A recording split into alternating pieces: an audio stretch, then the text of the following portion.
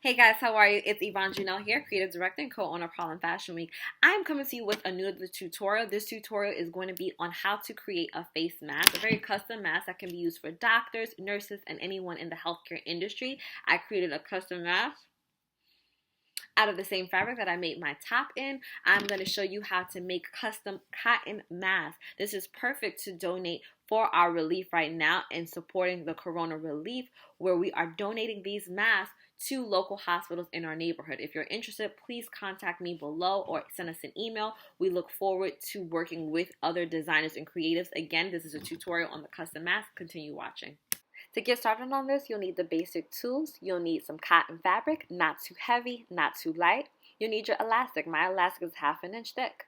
You'll need chalk, scissors, and a sewing machine. Let's begin. I included here an actual template which has the measurements that you can use. Pause that screen if you need to. Now let's measure out our fabric. You need to go 9 inches in length. That way you cover the entire face of the person. Chalk that out with your chalk. Then you're going to go to the width. The mask should be 6 inches in width. Again, mark that on your paper or mark it on your fabric. Then you need to connect the lines. Make sure your line is straight. Use a straight edge ruler. You're going to draw a line all the way from the top of the fabric all the way to the bottom. That way you get a nice straight line. Then you're going to double check. Again, that's 9 inches in length. There you go. Now you want to measure out your height of your mask. Again, that height or that width is going to be 6 inches. 6 inches tall in height or in width, however you want to call it. Then once you have found the perfect line, you want to make sure everything is straight from top to bottom. Mark that out.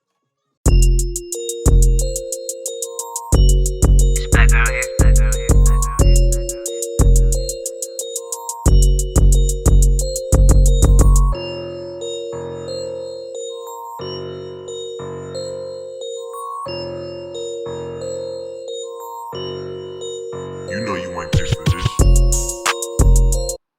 So let's get started. You're going to have your 9-inch long by 6-inch wide fabric. It's going to be a rectangle. You're going to pre-cut your elastic to be 7 inches in length. That way it fits around the person's ear. Make sure you have 2 pieces of that. Again, double check. There I am double checking it with my measuring tape. I'm going to clip right at that 7-inch mark, and then I'm going to measure up the next one. Sorry you can't see that on the screen. And then I have 2 7-inch pieces. The top will hook on from the top of the mask to the bottom of the mask, and I'm demonstrating what that looks like. Let's go on the machine and start sewing. You want to sew your 2 pieces of fabric together 1/2 inch. Go all the way around.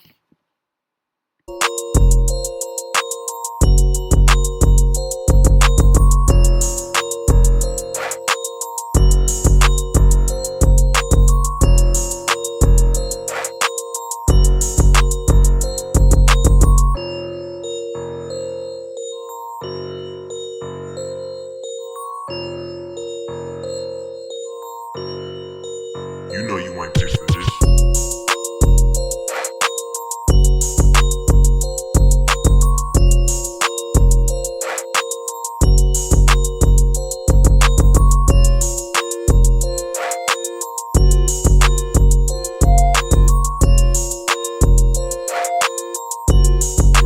You know you want this for this. Now, I'm not sure that you noticed, but while I was sewing, I actually added the elastic inside. I left a little hole right there so that way you could turn the fabric right side out and you could actually show what the final product would look like. So I'm pulling it out. You'll see that I had the elastic. I sewed it in between and kind of sandwiched it in between the fabric on either side. And I'm flattening my edges out. I'm flattening out my corners, making sure that everything's straight. There goes my little peekaboo hole where I pulled everything through. I'll show you how we're going to finish that. You just want to make sure that your mask is nice and flat. If your fabric is wrinkled, go ahead and steam it on the machine. Now I'm going to pin these pleats. I'm folding the fabric up 1/2 inch and I'm pleating it.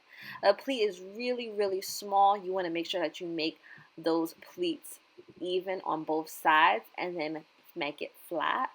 You're going to do another one right beneath it. Again, it should be no wider than 1/2 inch. Then you're going to use the pins to actually stabilize it so when you're sewing it doesn't come unloose. Let's take a look at what it looks like now that I have done that. There we go. Okay, let's go back to the machine. You know you ain't this for this.